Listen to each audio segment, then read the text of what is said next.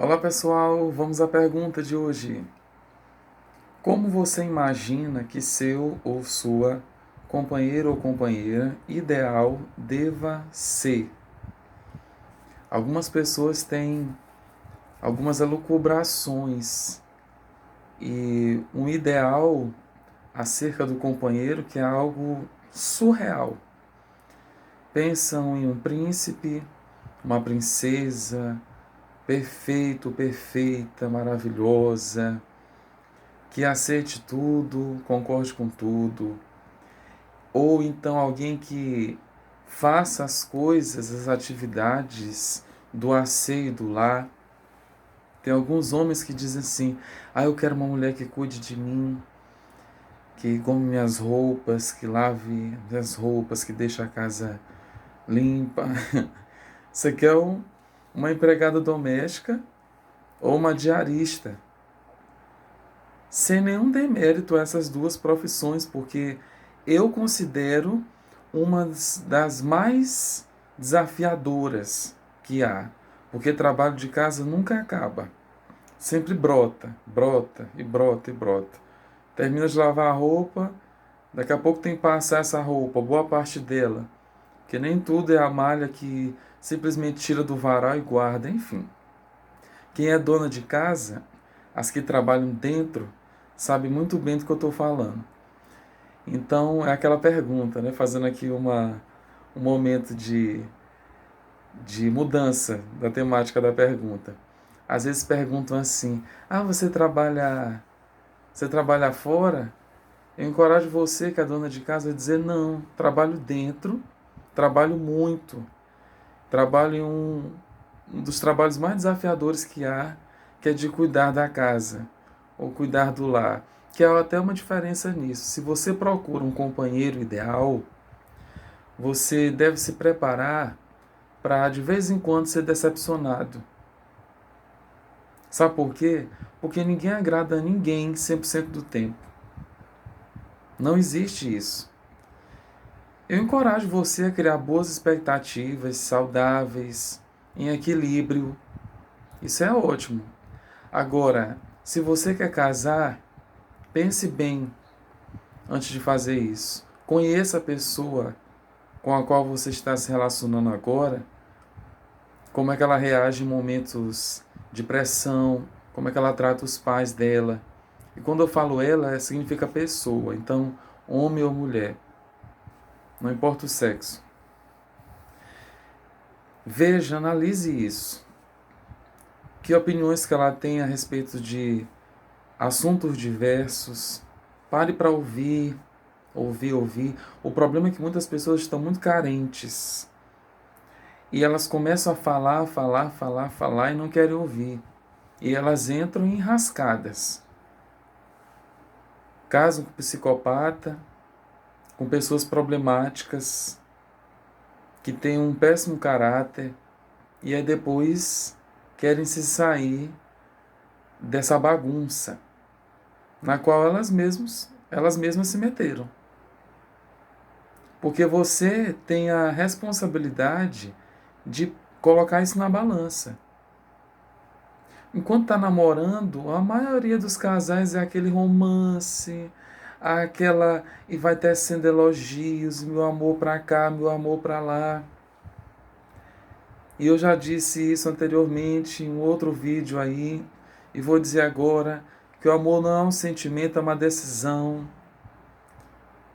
O companheiro ideal, ele vai lhe respeitar. O companheiro ideal, ele vai ser fiel, vai ser leal, vai ser seu cúmplice.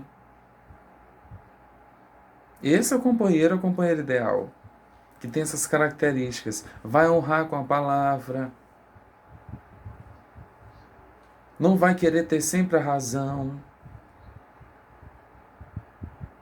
Está caindo fichas para você aí?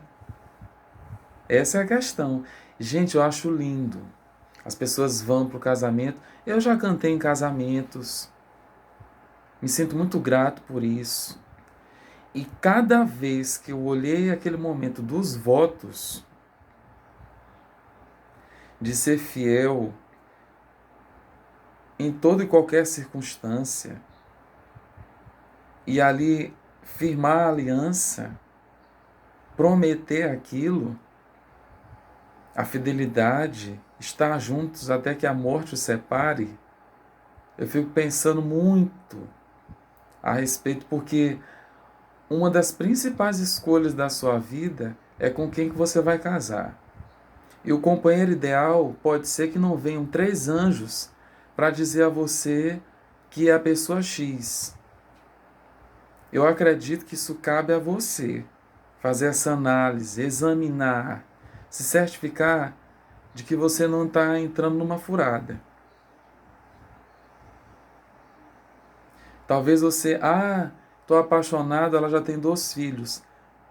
É uma outra situação. Já tem 2 filhos. Você vai ter uma atitude de respeito e consideração para com esses filhos, que é de um outro relacionamento dela? Como é que ela trata esses filhos? Ou ela pega os filhos e joga na casa dos pais?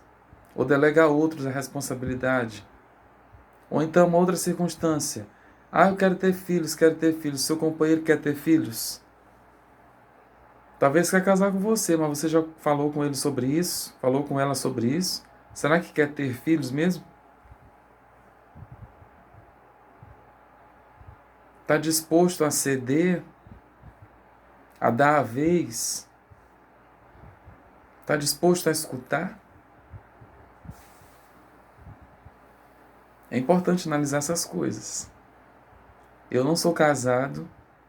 Nesse momento da minha vida, eu fico a observar muitos casamentos, casais de amigos que eu convivo dentro do contexto de igreja, fora dele, e eu vejo situações diversas. E não é porque está dentro da igreja que a coisa está alinhada. Para falar a verdade, muitas vezes está mais desalinhada, desajustada do que quem está fora da igreja.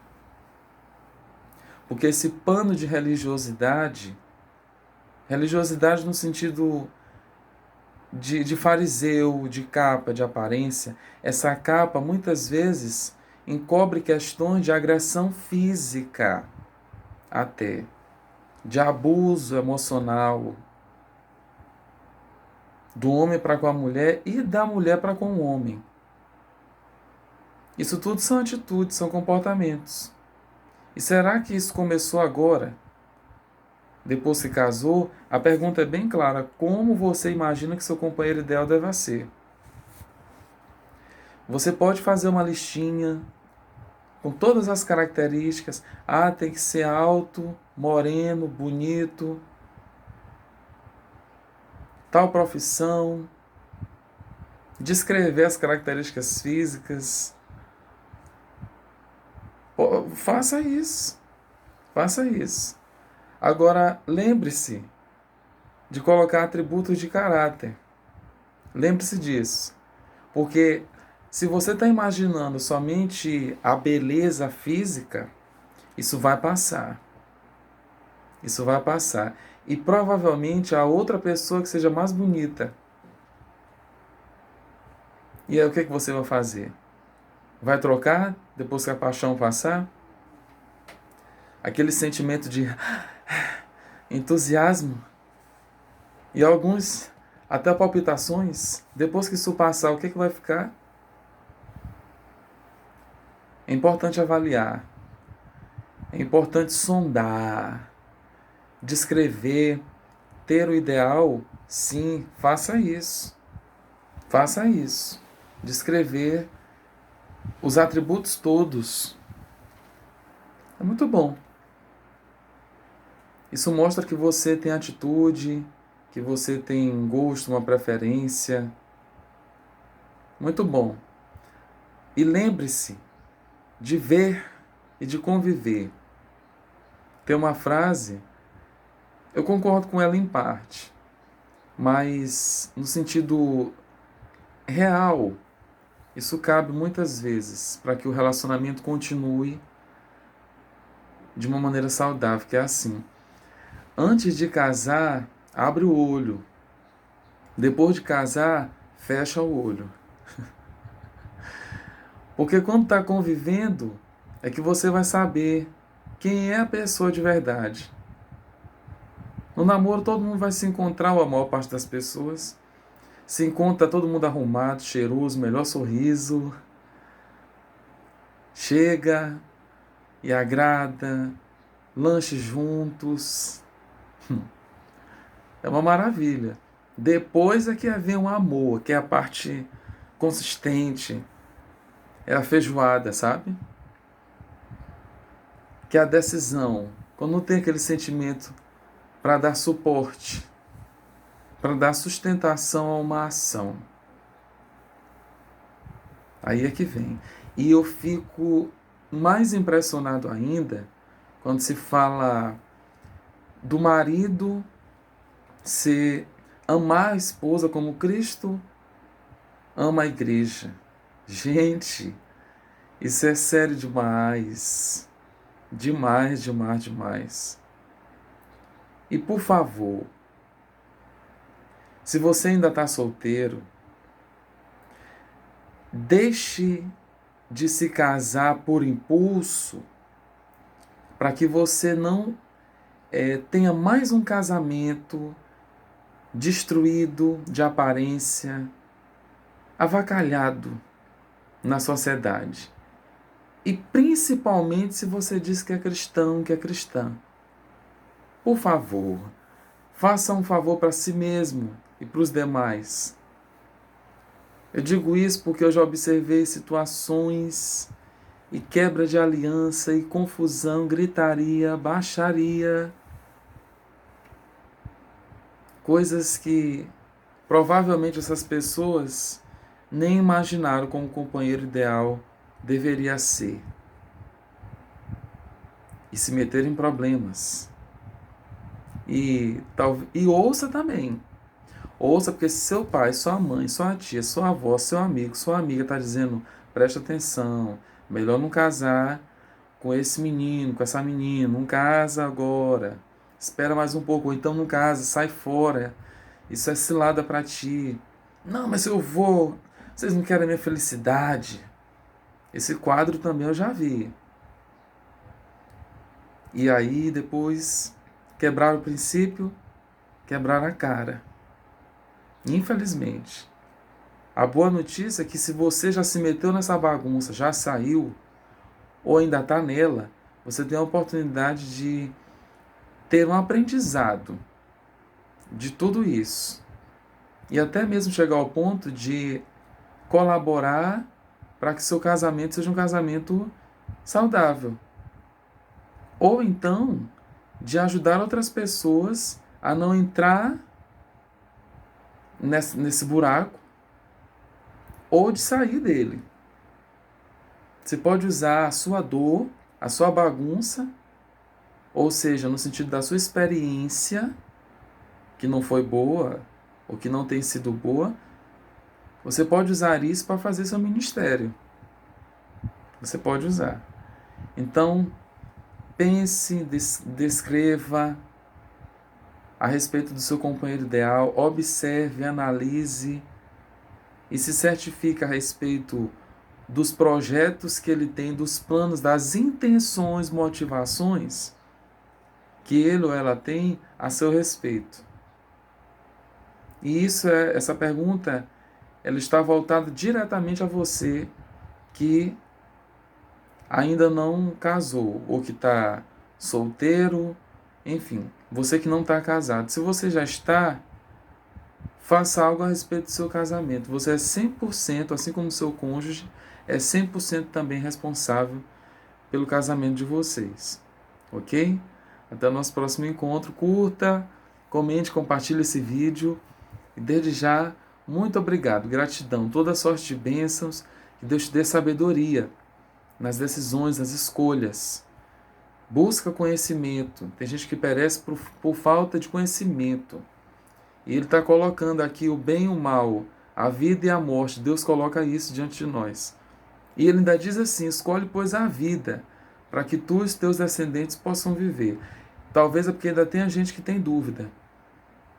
O bem, o mal, a vida e a morte. Ele ainda diz: escolhe a vida. Eu acredito que é porque ainda tem gente que talvez tenha dúvida. Infelizmente. Mas você é uma pessoa que, se buscar sabedoria, ele dá gratuitamente, ele vai dar para você e você vai viver uma vida em plenitude. Ok? Fazendo as escolhas certas, sendo assertivo, agindo com sabedoria, com inteligência. Ok? Abração.